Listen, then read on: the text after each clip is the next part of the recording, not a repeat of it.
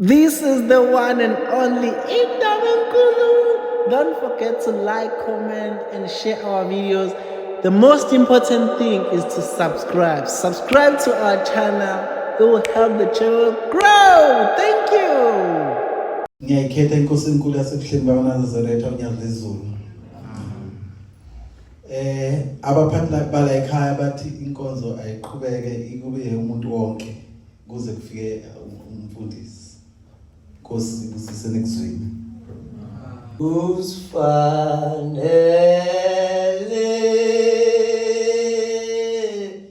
thina sonke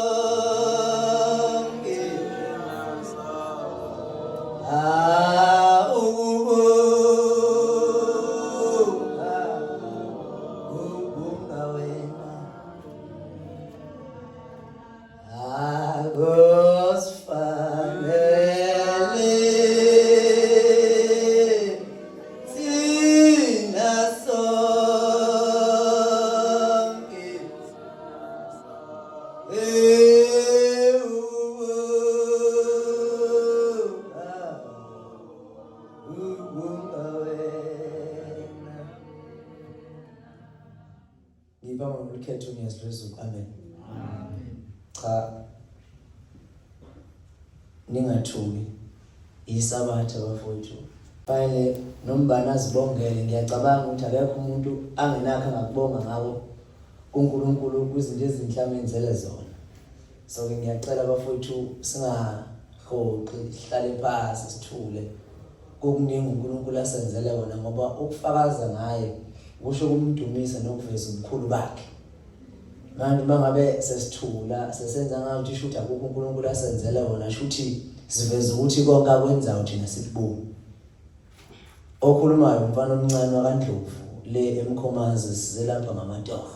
Amen. Cha, angiphakami nami nokuningi, phakama nokuzobonga uNkulunkulu nje ngokuphila eNazaretha. Kuyinto enkulu kakhulu ngaphezulu kwakho konke, ngoba singabonga umsebenzi, sibonga ukuthi uthole ini ke mangabe ukhohlwe ukubonga ukuphila. Kuyinto enkulu kakhulu. Ngizoba mfishane, ngizoba mude futhi ngiyenze ngishumayele, ngizokhuluma nje izinto ezimbili ezintathu. Cha bafowethu, uShembe uNkulunkulu. Amen. Mangabe ngingazange ngize ngimusho lokho ngizobe ngiyona, ngoba ayikho into esiyiphilelayo thina ngaphandle kokuphakamisa uNkulunkulu kaShembe. Insizwa yakadlamini esinayo ethempelini ifike lapha emvuselelweni, ifike cha bekuJanuary lo.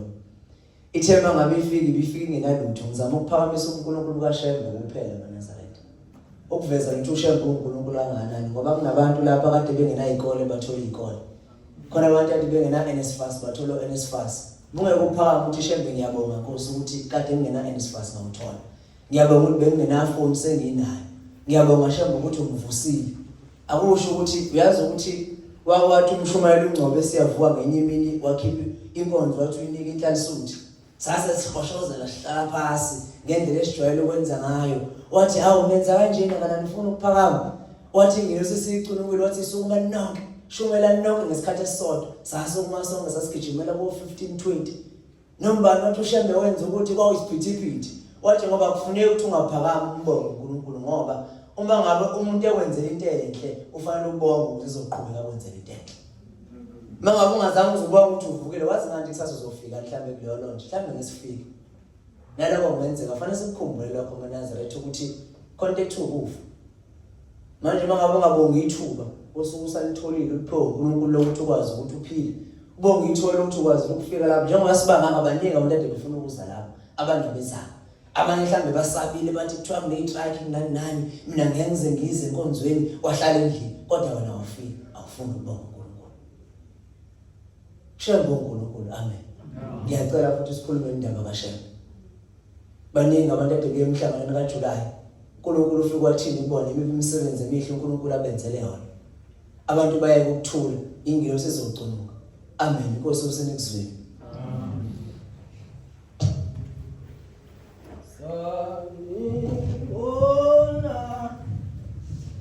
Sihlobo zethu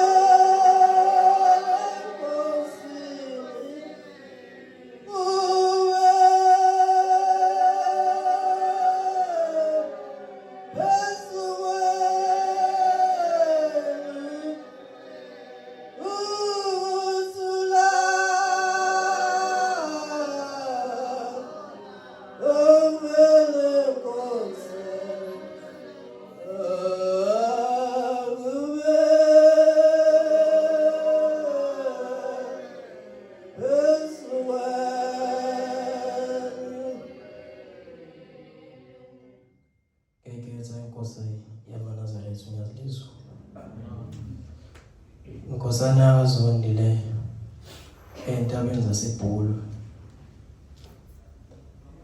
Ngiphakama nami ukuphakamisa okukhulu kukaThixo uNyazi. Ngikhumbula ngonyaka ka-2015 ngangenza unyaka wami wokuqala e-duty.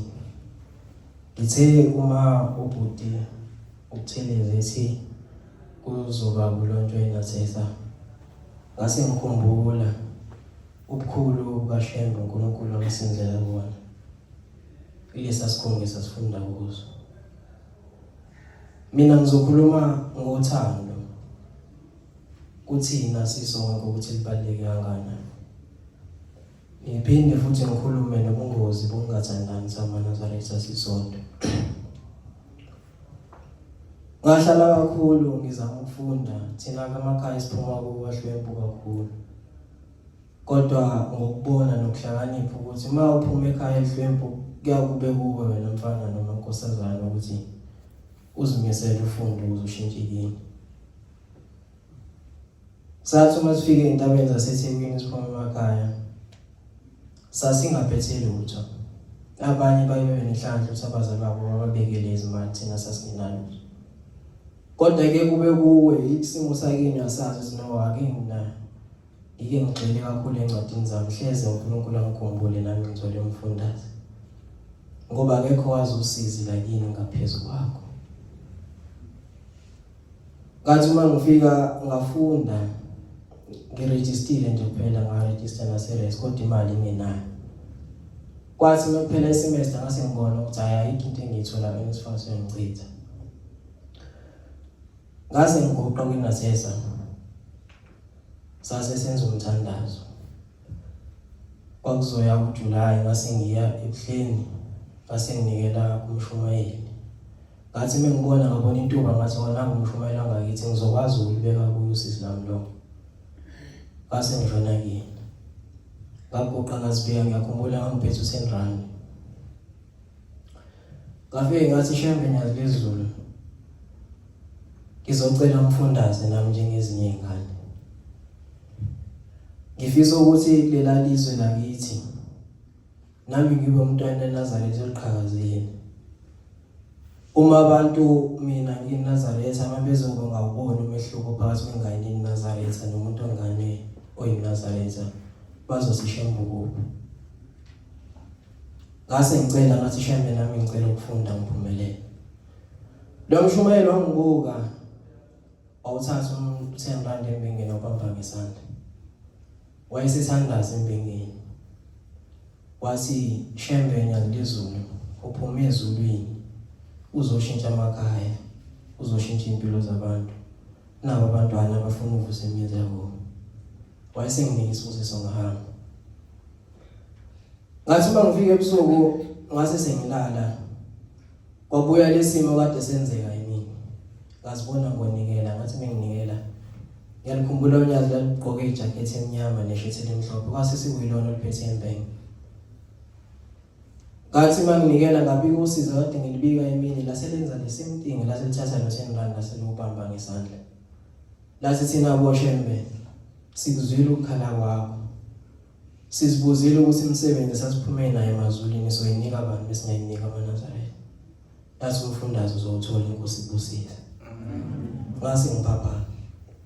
Ngathi base ngotholele lo mfundazi ngiyakhumbula nginesikweletu ukukhumbule mo registile isikweletu siyaqhubeka.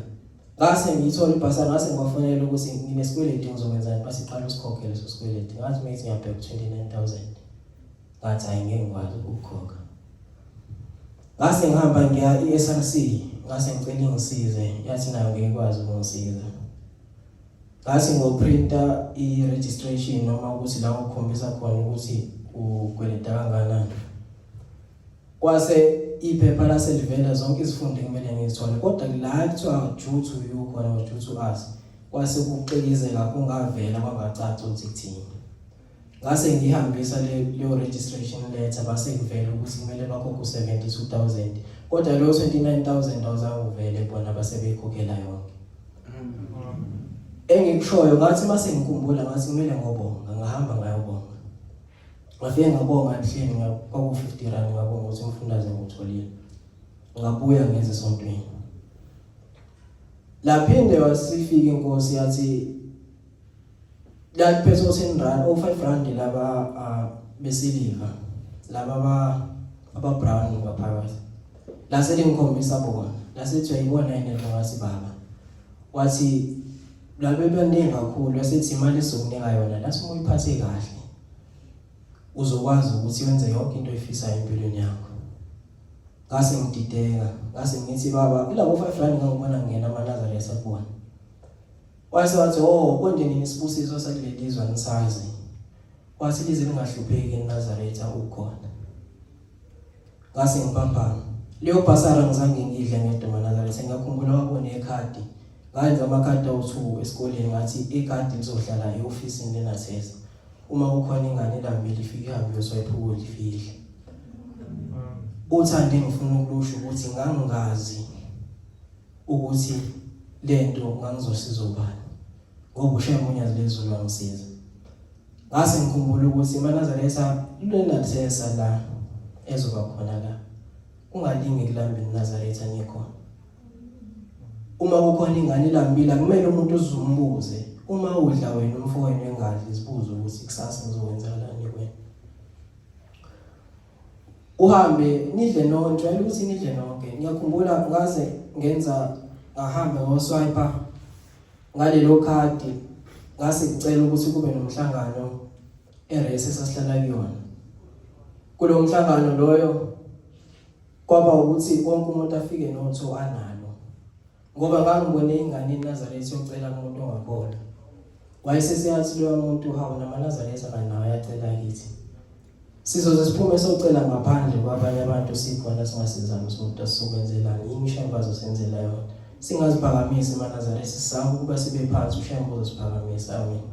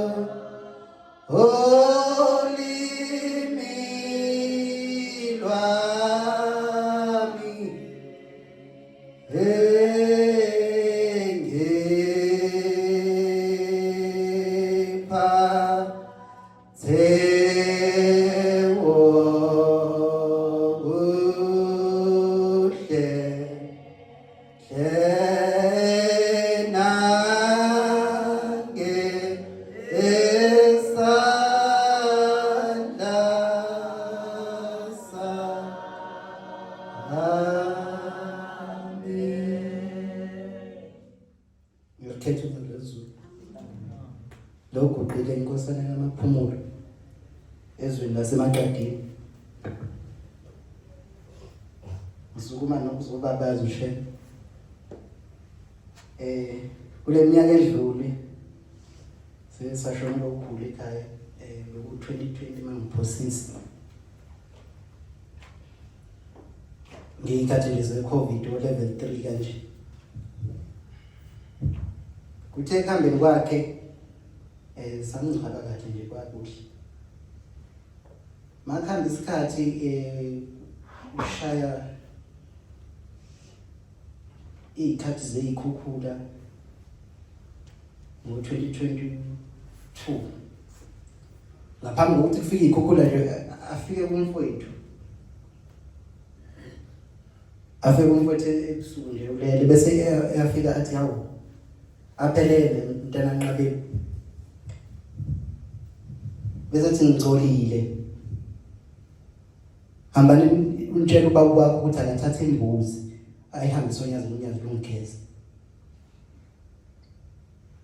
ayikuphelele bese efika aqoqa liphupho hayi ngibona ugula ukuthi uphula ngcolile athathe imbuzi hambe iyoyihambisa UNyazi bese liyamgeza azivese detail thungcoliswe yini asithule ekhaya kuthuleke nje bese khamba kufika ikhathi zekhukhula. Makufika ikhukhula umhlabathi ke vele uyahamba. Kwenzeka ukuthi ke kuze kufike ethuneni lakhe, uma ufika ethuneni lakhe vele wahamba umhlabathi kwavela amakhandlela amnyama naliti. Kwase kuvuka ukuthi oh nayi lento ayisho ukuthi ungcolile. Asande ukushemba ukuthi afika amgeze. Ngempela ke kwase kwenzela ke bagcina behambile beyinkosini bafike bayikhipha le mbuzi bathi ushemba cetha amgeze. Wayesebuye sephilile ethi uyajabula. Ileyo msebenzi esizoyibabaza ngoshemba. Ngoba uNkulunkulu lo angimele simenze kubo abazali bethu kodwa nathi kumele kubo wethu. Ngizokhuluma nje ngenye indaba eyodwa bese ngihlala phansi. Ngeminyaka ephambili ngithi ngifunda grade 6 7 sekufika amanesi lapha esikoleni kade ngisifunda khona. Ayasihlola ke nje impilo. Mase ngihlola bese ethi hayi wena mfana inhliziyo yakho i-right. Bese ngithi right. Alalelise elinye inesi futhi. Bakhulume nje bavumelana bese ebhala incwadi athi hayi hamba nale ncwadi. Ufike utshela umzali wakho ukuthi athatha kise ka-C clinic. Mangifika ka-C ngifike ngitshela uma ukuthi hayi kuthiwa ka-C clinic sithathe le ncwadi. Athi okay konke. Sifike sihambe siye ka-C. Sidlule ka-C bathi hayi asizwa kahle sizokudlulisela eMagandla. Mefika udokotela eMagandla uthi hayi cha wena mfana inhliziyo yakho ayishaye ngale ndlela ekumele ngabe inhliziyo ishaya ngayo. Into ezokwenzeka ngoba inje inhliziyo yakho kuzokuphoqela ukuthi sikuhlinze ngoba iheartbeat yakho islow ayihambi ngale ndlela ehamba ngayo. Yakhumbula uma wathi asambe esenkosini siyonike safike sathola imbengelo. Sase sinike wathi umshumayelo sinikelisayo. Wathi hayi akazohlinzwa. Wathi into ozoyenza uzophuza lamanzi uphuze nalamafutha. Sahamba nje bazi kwabe ikhathe ey'ningana. Mangibaphuza lamanzi ngiphuza nalamafutha ngathi ngesikhathi sengizobuya ngaso sengibuye kokugcina ngafica udokotela lo engangijwayele ukumfica. Esengasekho sekukhona umZulu ongathi uyinhlasuthu wayenehluthu. Wayesevula bonke amafayili wathi cha wena mfana badlala nawe inhliziyo yakho ayinalutho. Yileyo msebenzi esizoyibabaza ngoshembe. Kwase kusekuzwini. Lo khala icilongo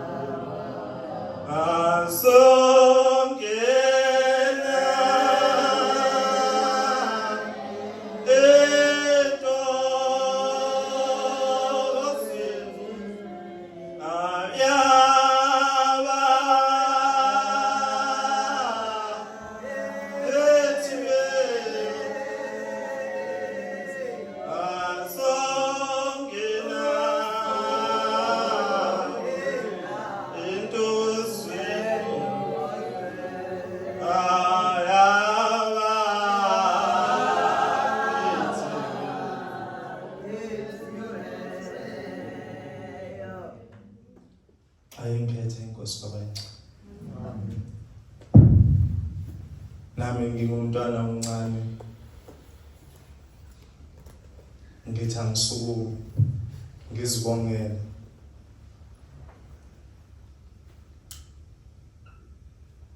Bantwana benkosi, uShembe uNkulunkulu, amen. ngikhumbula ngenye imini ngoJanuwari ka-2021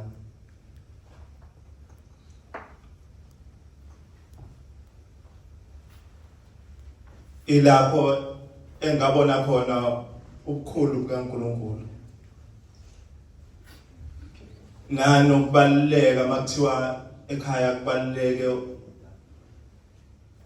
mangabe lelo khaya ekhona amakhosazana lisuke libusisekile. Amen.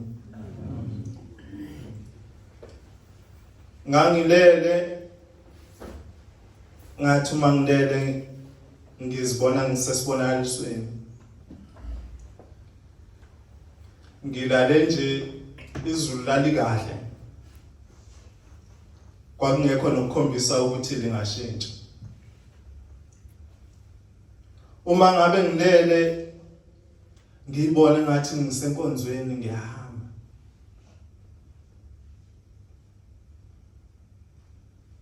ngithi uma ngabe ngisesekhona khona lapho bese qhamuka izwi lithi uyosindela naye ingane eyinkosazana ngoba kuba kukho yona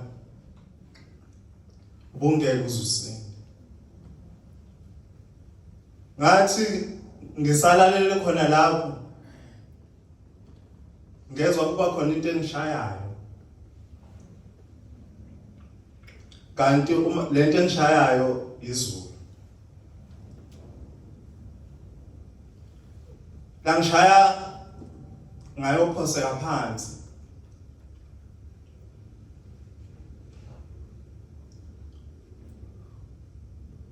kwathi ngesikade ngezwe lokhu bengimemeza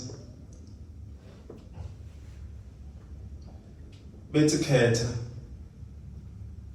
nakhona hamba ngazwela kude lapho langena khona lafike lashaya i-tiles phezulu kwaba nembobo kodwa ilapho engabona khona ubukhulu bukaNkulunkulu ngoba endaweni yangakithi mangabe kuthiwa izulu liyaqala nje nawe liyanyikaza uvele usole nawe ukuthi hayi kazi namhlanje kwenzakalani. Kodwa ngokusinda lapho ngambonga uNkulunkulu namuhla ngisambonga ngokungiphephisa ngoba kuba engathandanga yena ngabe angisindanga ngoba ngikhumbula kwathi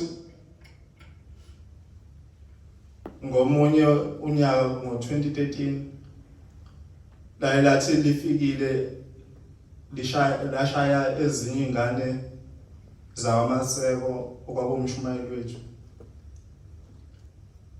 ngendlela lalinamandla akhona lathatha baba bathathu. Kodwa ngambonga lo Nkulunkulu ngoba kwavele kwasha zonke izinto ezazikhona ezakagesi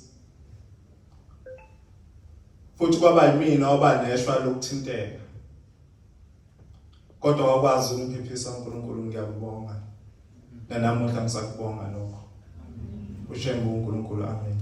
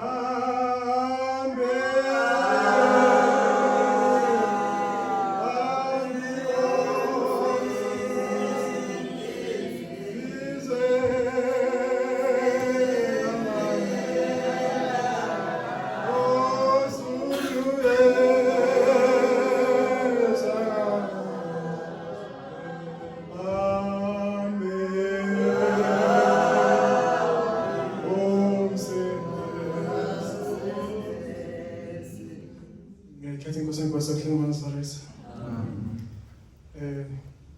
Cha, nami ngiyabonga ukuthi Shembe usangigcina nje isikhathi ngiyosahla nomphefumulo. Ngizocela ukukhuluma indaba eyodwa akayenzanga kithi no Shembe. Ovana amanqeba okhulumayo esikhabeni. Ngelinye ilanga emfuleni eCuphu ingwenya ithatha umfana ngaphesheya eMadlankala. Ubeke umfana lona ekuba wakusonta eziyo ngabe eziyomkumu.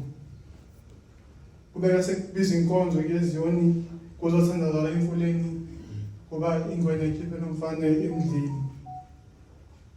Uma besho ukuthi bayathandaza kwaze kwashona ilanga kuthandazwa. Kuthe makushona ilanga kudlula isitaba umuntu nje wayeshaya utshwala bakamjado. Usiyamemeza lo muntu uthi uShembe waseGibsile wamkhipha umuntu emfuleni ngaphesheya. Ngangiveza ukuthi uShembe waseGibsile.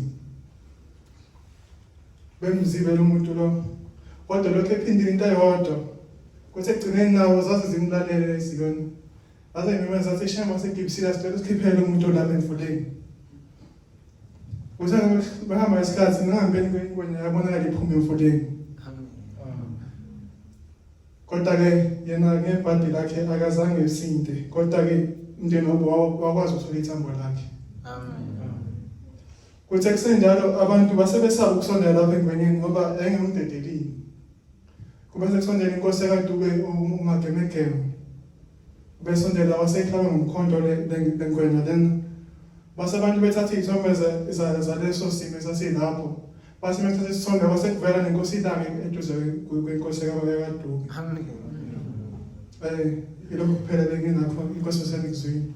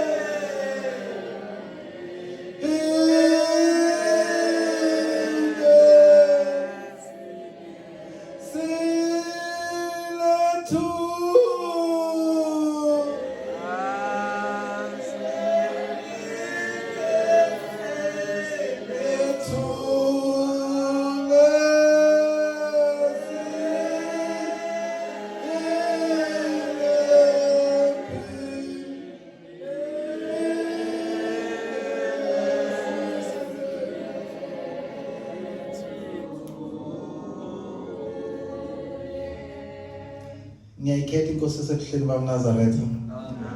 Siyabonga kakhulu emazwini amakhulu esiwaphiwa abafowethu ekubongeni inkosi enkulu yasezulwini UNyazi Lwezulu.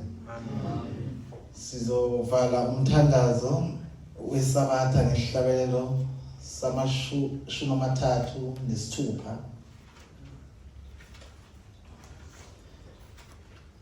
Okay, inkosi mayibusise ukuphama kwaNgcwele.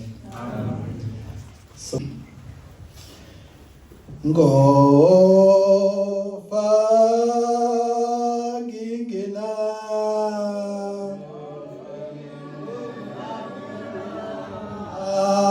amena